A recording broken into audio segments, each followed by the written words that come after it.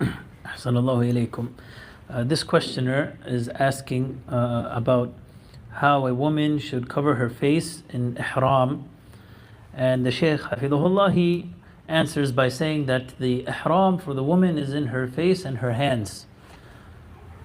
And he says that it is not allowed for a woman who is in the state of ihram to cover her face and her hands. And this is in the case that there are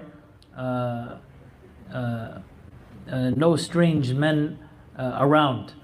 But if there are strange men around or in the vicinity, then she has to cover her face by using her khimar and not using a niqab, a specific veil that is for the face.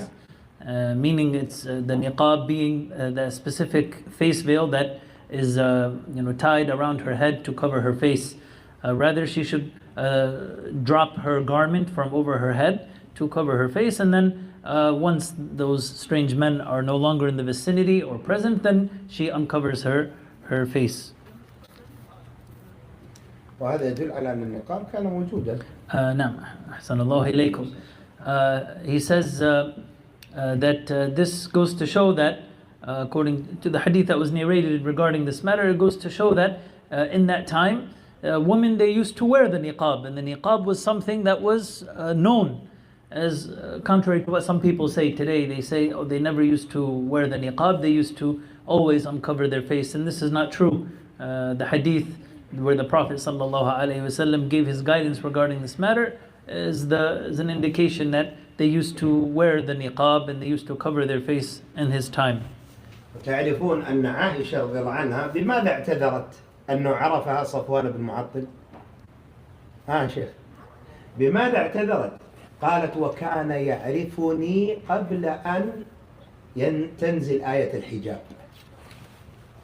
لأنها كانت نائمة في مكان تنتظر القوم حتى يعودوا، فانكشف الحجاب عن وجهها، فلما جاء ورآها أن يعني ما يدري ما هي، فلما رآها وقامت على أنه يعني حوقل وقال أو استرجع فقال إنا لله وإنا راجعون، فقامت على استرجاعه قالت وعرفني وكان يعرفني قبل أن تنزل آية الحجاب. هذا يدل على ماذا؟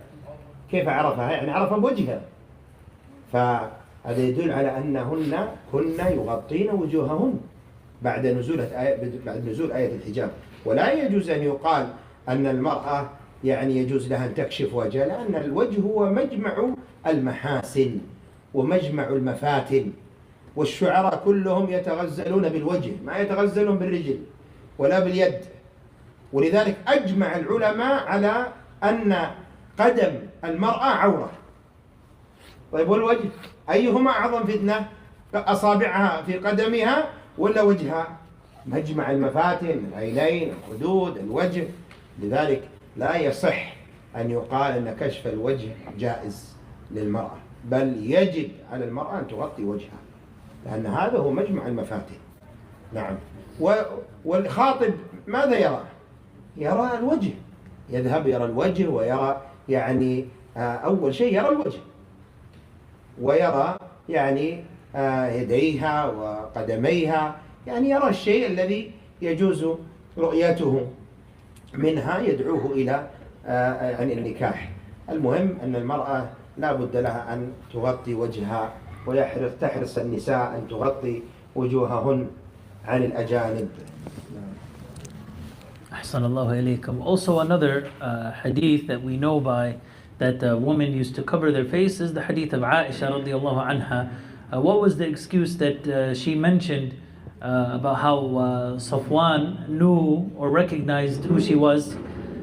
She mentioned that he knew her by her face, and because he knew her by her face before the verse regarding hijab was revealed. And so this goes to show that after that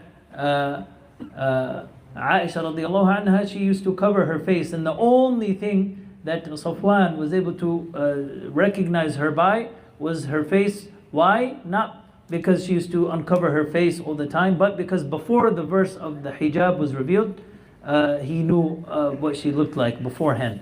And after that, she used to cover. And so this goes to show that the women used to cover their face, and that this was the common practice. And the Sheikh, he says that it is not allowed for one to say that the woman, she does not cover her face. And that's because the scholars, they all agreed that the face is the epitome of a woman's beauty. That the epitome of a woman's beauty is in her face. And that's why when one wants to get married, what does he do? He looks at the woman's face. And likewise, they agreed that the poets, the Arabic poets, when they would write their love poems, they used to always praise and describe the face. And so this goes to show that the covering of the face, it is wajib for a woman. نعم.